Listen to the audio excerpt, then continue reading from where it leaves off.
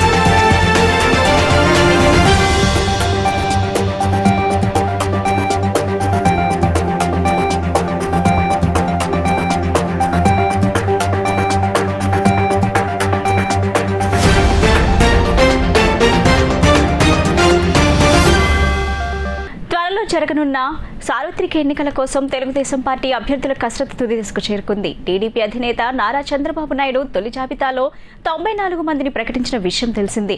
TDP అభ్యర్థుల రెండో జాబితాను గురువారం విడుదల చేస్తామని మీడియాతో చిట్ చాట్లో చంద్రబాబు తెలిపారు. ఇందులో వీలైనంత ఎక్కువ మందిని ప్రకటిస్తామని తెలిపారు.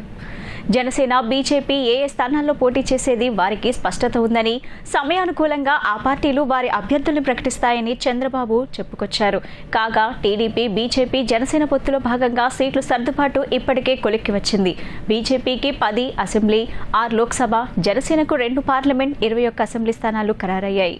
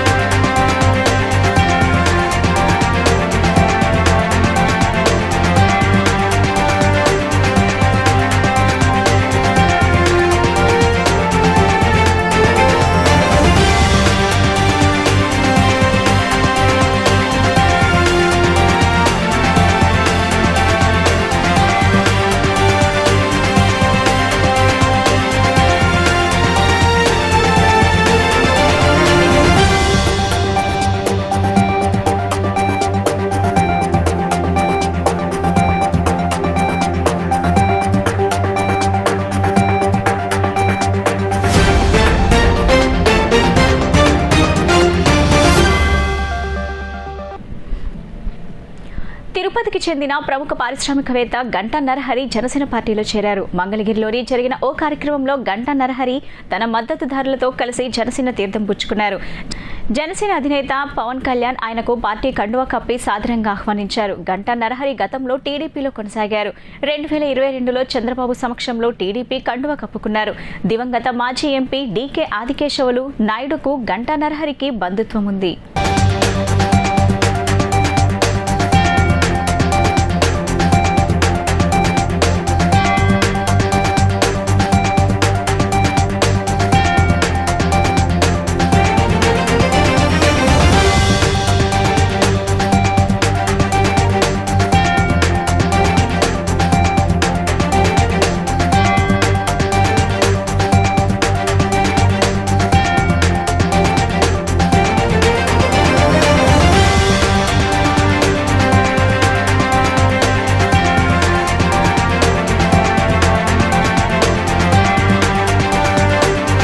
సార్వత్రిక ఎన్నికలు శాంతియుతంగా జరిగేందుకు అన్ని వర్గాల ప్రజలు సహకరించాలని వెస్ట్ జోన్ ఏసీపీ మురళీకృష్ణారెడ్డి కోరారు. One town police station CI దుర్గశేఖర్ Reddy ఆధ్వర్యంలో పారామిలిటరీ సిబ్బంది బుధవారం సాయంత్రం ఫ్లాగ్ మార్చ్ నిర్వహించారు.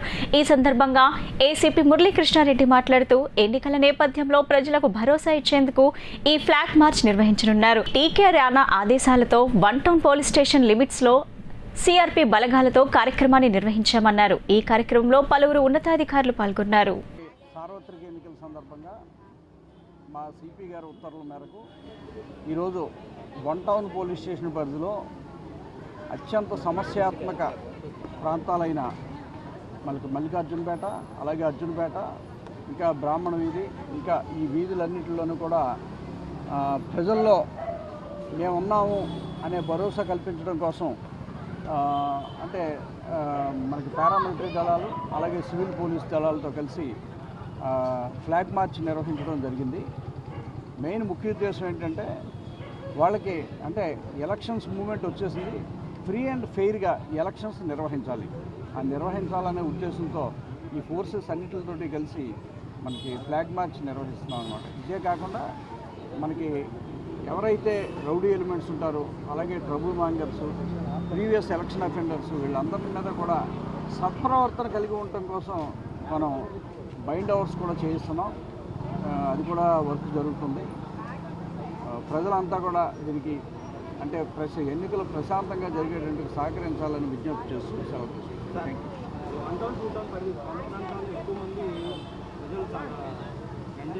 ఇబ్బంది పడుతుంది. ఈ పారామిలిటరీ వల్ల వచ్చి మీకు 120 మందినే ఇచ్చారు. దీన్ని మీరు ఎలా మేనేజ్ చేయాలనుకున్నారు? యాక్చువల్గా మనకి సరిపోతారు. ఇక్కడ ఇంకా దగ్గరికి వచ్చేటప్పటికి ఎన్నికలు ఇంకా దళాలు వస్తాయి. ఇక్కడే కాదు సిటీలోనూ ఇంకా వివిధ ప్రాంతాల్లో ఆల్రెడీ పారామిలిటరీ దళాలు వచ్చి ఉండటం జరిగింది.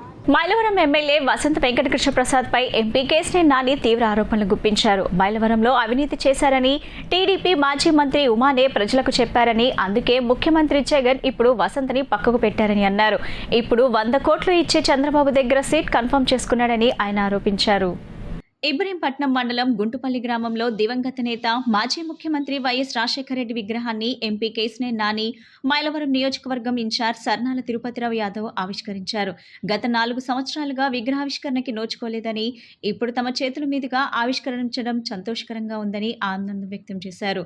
అనంతరం ఎంపీ కేశినేని నాని మాట్లాడుతూ జగన్మోహన్ రెడ్డి ద్వారా మైలవరం నియోజకవర్గానికి ఎమ్మెల్యే అభ్యర్థిగా పంపిన సర్నాలను ఎమ్మెల్యేను చేసుకోవాలన్నారు. ఈ ఆంధ్రప్రదేశ్ చరిత్రలో నిలిచేది ముగ్గురని, ఒకరు ఎన్టీఆర్, 2 వైఎస్ రాజశేఖర రెడ్డి, 3 జగన్మోహన్ రెడ్డి అని కితాబిచ్చారు. నందమూరి తారక రామారావు బిడ్డలు అయినా పేరు నిలబెట్టలేదని, కానీ జగన్మోహన్ రెడ్డి తండ్రి పేరు నిలబెట్టారన్నారు. అలాంటి మహానుభావుడు కొడుకును మనకు అప్పచెప్పటం చాలా అదృష్టమన్నారు. ఈ రోజున ఆ మహానుభావుడి విగ్రహం మనం ఈ రోజు ఇక్కడ ఆవిష్కరించుకోవటం జరిగిందని మన అందరి అదృష్టమన్నారు. ముఖ్యమంత్రి జగన్ మంత్రి జోగిని తనను పిలిచి సామాన్యుడైన సర్నాలను గెలిపించుకోవాలని కోరారన్నారు. సమన్వయకర్త సర్నాల తిరుపతిరావు మాట్లాడుతూ ఈ గుంటుపల్లి గ్రామంలో డాక్టర్ వైఎస్ రాజశేఖర రెడ్డి విగ్రహావిష్కరణ కార్యక్రమంలో పాల్గొనడం తన అదృష్టమన్నారు. ఒక సామాన్యుడిని ఆయన తనను జగన్ అన్న నమ్మకంతో ఇక్కడకు పంపారన్నారు. పసుపు చొక్కాలు వేసుకుని దొంగలు వస్తున్నారు, జాగ్రత్త అని ఎద్దేవా చేశారు. అన్ని గ్రామాల్లోకి అభివృద్ధి వచ్చింది. చంద్రబాబు నాయుడు లాగా ఒక్క అమరావతి అభివృద్ధి చేస్తాను లేదా ఇంకెక్కడో చేస్తాను జగన్మోహన్ రెడ్డి చెప్పలా. ప్రతి గ్రామాన్ని అభివృద్ధి చేసి చూపించాడు. వాళ్ళు నీ కుప్పానికి నీళ్ళు ఇవ్వాలంటే ఎవరు ఇచ్చారు? వెళ్ళి మరి ఇచ్చేచ్చాడు కదా అక్కడికి. నువ్వు 30 ఏళ్ళు అక్కడ దాదాపు నాకు తెలిసి 89 నుంచో 90 నుంచో 94 నుంచో 89 అనుకుంటా, 89 నుంచి నువ్వు అక్కడ ఎమ్మెల్యేవి చంద్రబాబు నాయుడు గారు. అక్కడ నువ్వు నీళ్లు కూడా ఇవ్వలేకపోయావు. అక్కడికి వెళ్ళి నీళ్ళు ఇచ్చినకంతా మన నాయకుడు జగన్మోహన్ రెడ్డి గారు. గొప్పని అభివృద్ధి చేసినటువంటి వ్యక్తి, సంక్షేమించినటువంటి వ్యక్తి మన నాయకుడు జగన్మోహన్ రెడ్డి గారు.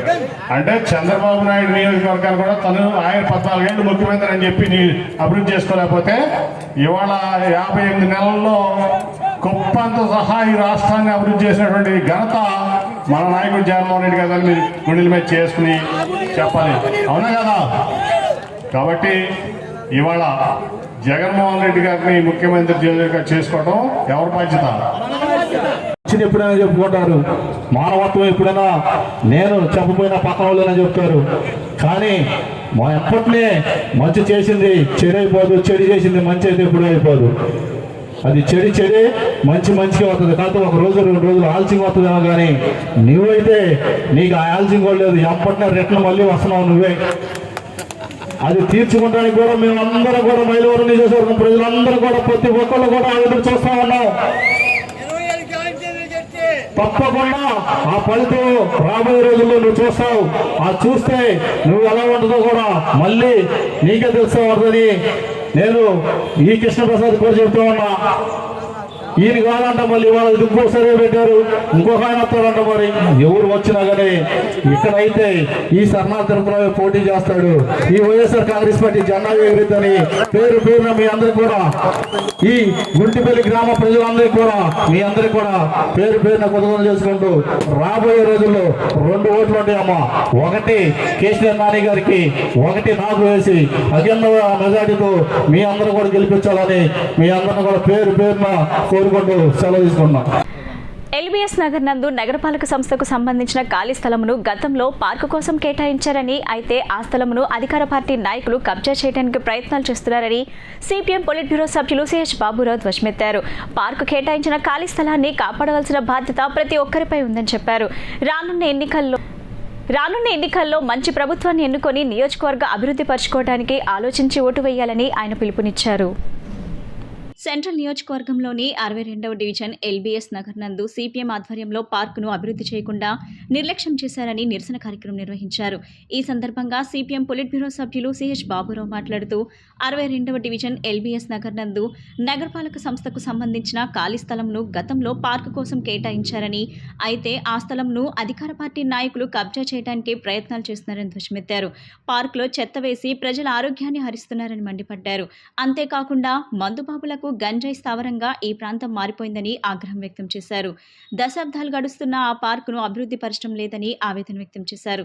ప్రస్తుతం అధికారంలో ఉన్న వైసీపీ ప్రభుత్వం ఈ 5 సంవత్సరాల్లో అభివృద్ధి చేయకపోగా తూతూ మంత్రంగా పనులను చేస్తుందంటూ విమర్శించారు. పార్కు కేటాయించిన ఖాళీ స్థలాన్ని కాపాడవలసిన బాధ్యత ప్రతి ఒక్కరిపై ఉందని చెప్పారు. రానున్న ఎన్నికల్లో మంచి ప్రభుత్వాన్ని ఎన్నుకొని నియోజకవర్గం అభివృద్ధి పరచుకోవడానికి ఆలోచించి ఓటు వేయాలని ఆయన పిలుపునిచ్చారు.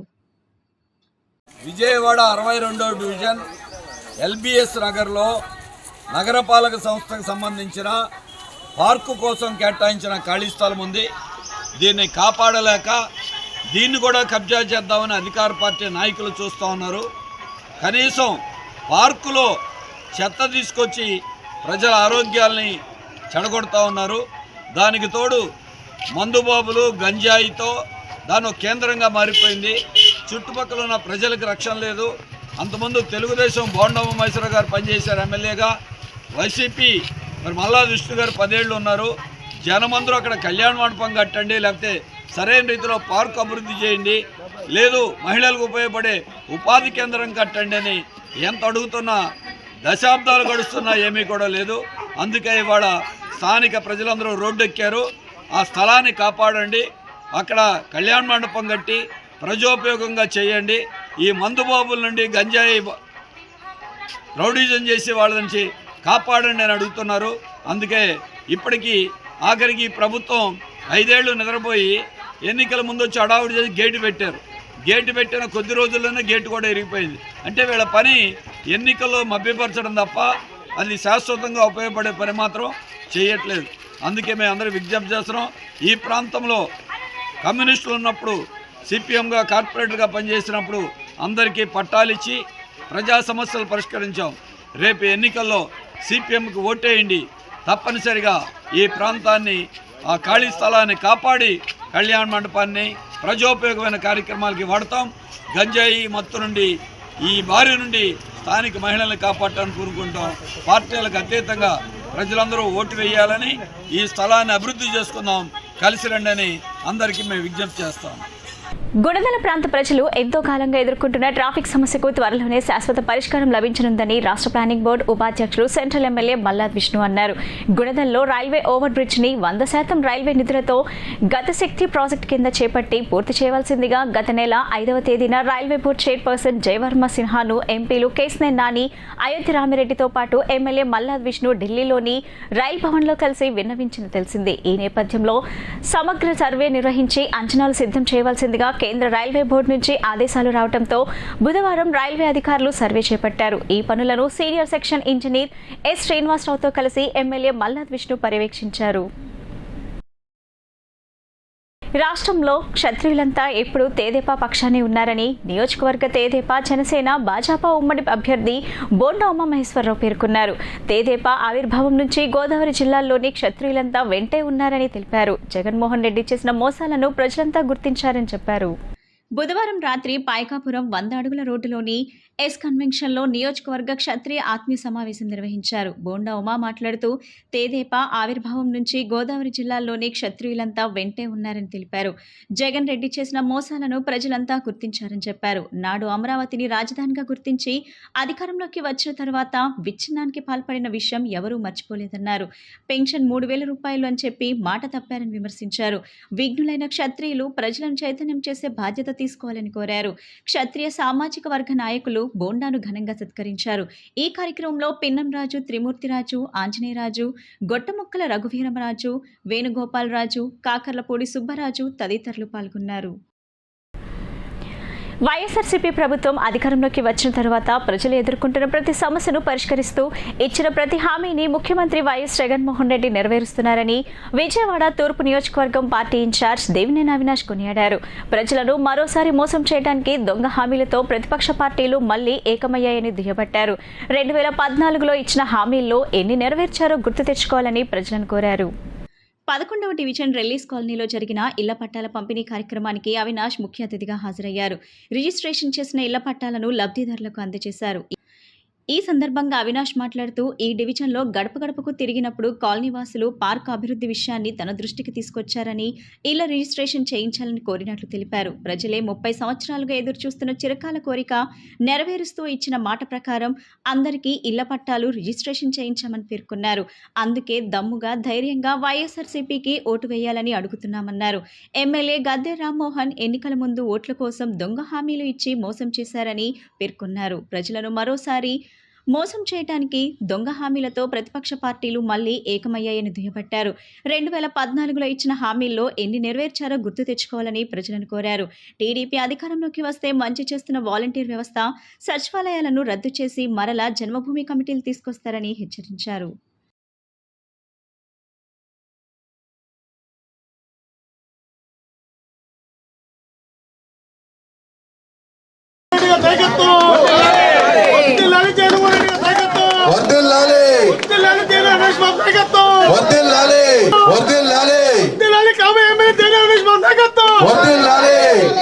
తిరిగినప్పుడు గారా నన్ను కోరుకుంది మీరందరూ అదొకటే. మా ఇళ్ల పట్టాలు రిజిస్ట్రేషన్ ఎప్పుడు అవుతాయి, మాకు అమ్ముకోవటానికి కానివ్వండి, లేకపోతే ఆస్తి తనఖా చేసుకోవడానికి మాకు అవకాశం ఎప్పుడు ఇస్తారు అని చెప్పాను.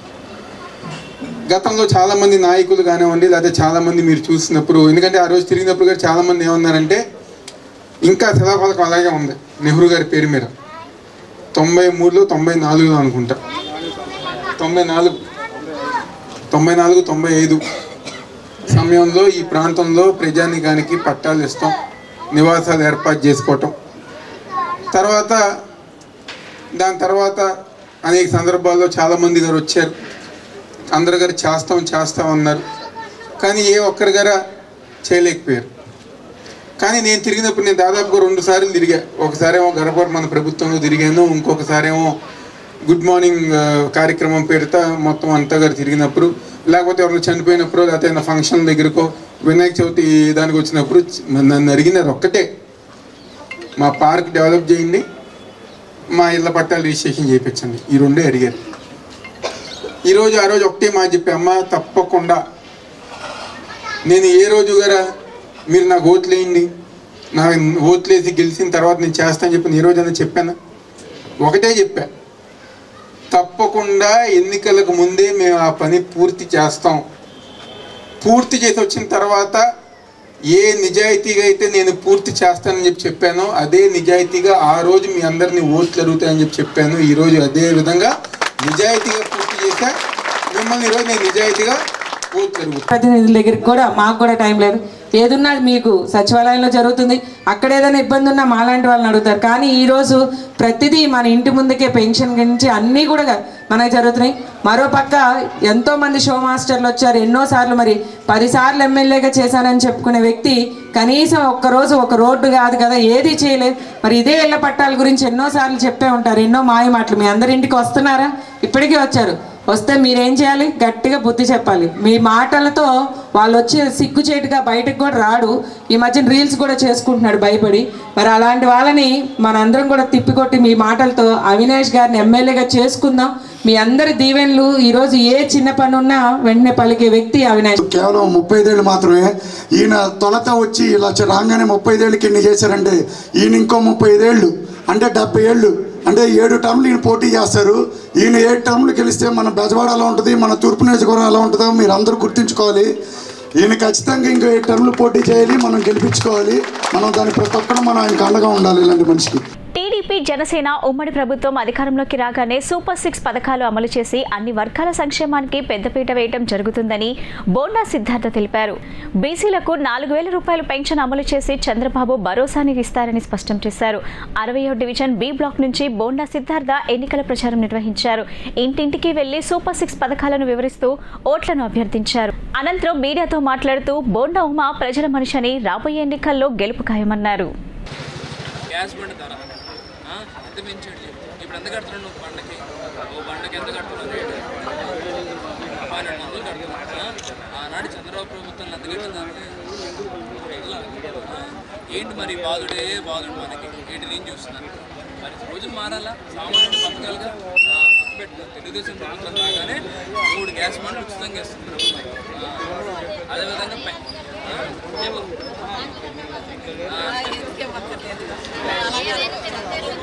ఈరోజు విజయవాడ సెంట్రల్ నియోజకవర్గ 60వ డివిజన్లో డి బ్లాక్ నందు స్థానిక తెలుగుదేశం జనసేన నాయకత్వంతో కలిసి ఏదైతే మా డివిజన్ పార్టీ అధ్యక్షులు నామల్లేశ్వరరావు గారు కానీ, అదేవిధంగా డివిజన్ ఇన్ఛార్జ్ శ్రీరాములు గారు కానీ, మా కార్పొరేటర్ కంచి ధనశేఖర్ గారు కానీ, అదేవిధంగా జనసేన పార్టీ నాయకులు లక్ష్మి గారు, నజీబ్ భాయ్, సిద్దిక్, వీళ్ళందరి ఆధ్వర్యంలో ఈరోజు ఇంటింటికి తిరిగి కూడా మా మెగా కూటమి అభ్యర్థి బోండా ఉమా గారి గెలుపు కోసం ఈరోజు ఇంటింటికి తిరిగి కూడా తెలుగుదేశం ప్రభుత్వం రాగానే చేపట్టబోయేటువంటి సూపర్ 6 పథకాల గురించి ఇంటింటికి వెళ్ళి వివరిస్తూ ఉన్నాం. ఆనాడు తెలుగుదేశం హయాంలో ఒక్కసారి మనం పథకాల గురించి చూసుకున్నట్టయితే చంద్రన్న బీమా అనుకోకుండా ఎవరైనా చనిపోతే 5 లక్షల రూపాయలు ఇచ్చాం. అదేవిధంగా సీఎం సహాయ నిధి అంటే అనుకోకుండా ఎవరైనా యాక్సిడెంట్ జరిగినా ఏమైనా అయినా సరే హాస్పిటల్ ఖర్చుల నిమిత్తం ప్రభుత్వం నుంచి అది వచ్చేలాగా చేసే కార్యక్రమం ఏర్పాటు చేశాం. వాంబే కాలనీ డి బ్లాక్ నందు బోండా సిద్ధార్థ గారి ఆధ్వర్యంలో ప్రతి గడప గడప కూడా వాళ్ళ సమస్యలు ఏమున్నాయి, అలాగే జనసేన తెలుగుదేశం పార్టీ ఉమ్మడి అభ్యర్థి బోండా ఉమా గారికి ఓటేసి అఖండ మెజార్టీతో గెలిపించవలసిందిగా కోరుతూ ప్రతి ఒక్క ఇంటికి కూడా వెళ్ళి చంద్రబాబు నాయుడు గారు అలాగే జనసేన నాయకులు పవన్ కళ్యాణ్ గారు ఏదైతే చేపట్టిన పథకాలన్నీ కూడా ప్రతి ఇంటికి కూడా వెళ్ళి వివరించడం జరుగుతుంది. బోండా ఉమా గారి పెద్ద కుమారుడు బోండా సిద్ధార్థ గారి ఆధ్వర్యంలో ఇంటింటికి తిరగడం జరిగింది. వాంబే గారిని 60వ డివిజన్లో ప్రతి ఏ గడపకి వెళ్ళినా కూడా ప్రభుత్వం మారాలి, వాళ్ళ కష్టాలు చెప్పుకున్నారు. 5 ఏళ్లుగా నరకయాతన అనుభవిస్తున్నాము, అనవసరంగా మోసపోయి ఒక ఛాన్స్ ఇచ్చాము, ఈసారి ఛాన్స్ ఇచ్చేది లేదు, చాలా మోసం చేయడానికి మళ్ళీ ఎవరో పొట్టుబడంగా తిరుగుతున్నాడు ఇక్కడ, ఆయన మొట్టకాయలు వేసి మళ్ళీ తరిమేస్తామని చెప్పి ఆడు ఎలాగైతే వచ్చాడో పులిలా వచ్చా అంటున్నాడు. ఆయన్ని పిల్లిలాగా తోక ముడుచుకుని పారిపోయేలా చేసే బాధ్యత మేము జనసేన పార్టీ తరఫున మేము తీసుకున్నాము. జనసేన పార్టీ, టీడీపీ, బీజేపీ ఉమ్మడి అభ్యర్థి అయిన బోండా ఉమా గారిని అఖండ మెజారిటీతో గెలిపించుకుంటాం. వార్తలు ముగించే ముందు ముఖ్యాంశాలు మరోసారి. రాష్ట్ర మహిళలకు శుభవార్త చెప్పిన జగన్ సర్కార్. వైఎస్ఆర్ ఈబీసీ నేస్తం నిధులను విడుదల చేసిన సీఎం. కర్నూలు, నంద్యాల జిల్లాల్లో పర్యటించనున్న సీఎం జగన్. సార్వత్రిక ఎన్నికల కోసం తెలుగుదేశం పార్టీ అభ్యర్థుల కసరత్తు తుది దశకు చేరుకున్న వైనం. రెండో జాబితాను విడుదల చేయనున్న టీడీపీ అధినేత చంద్రబాబు. వీలైనంత ఎక్కువ మందిని ప్రకటిస్తామని చంద్రబాబు వెల్లడి. జనసేన పార్టీలో చేరిన తిరుపతికి చెందిన ప్రముఖ పారిశ్రామికవేత్త గంటా నరహరి. పార్టీ కండువా కప్పి సాదరంగా ఆహ్వానించిన జనసేన అధినేత పవన్ కళ్యాణ్. గెలుపు కోసం కృషి చేస్తామని గంటా నరహరి వెల్లడి. సార్వత్రిక ఎన్నికలు శాంతియుతంగా జరిగేందుకు అన్ని వర్గాల ప్రజలు సహకరించాలని వెస్ట్ జోన్ ఏసీపీ మురళీకృష్ణారెడ్డి వెల్లడి. బంతన్ police station CI Durgesh Reddy ఆధ్వర్యంలో పారామీటర్ సిబ్బంది ఫ్లాగ్ మార్చ్ నిర్వహణ. ఎన్నికల నేపథ్యంలో ప్రజలకు భరోసా ఇచ్చేందుకు ఈ ఫ్లాగ్ మార్చ్ నిర్వహించామని ఏసీపీ మురళీకృష్ణారెడ్డి స్పష్టీకరణ. ఈ బులెటిన్ ఇంతటితో సమాప్తం. తిరిగి మరో బులెటిన్ కలుద్దాం. నమస్కారం.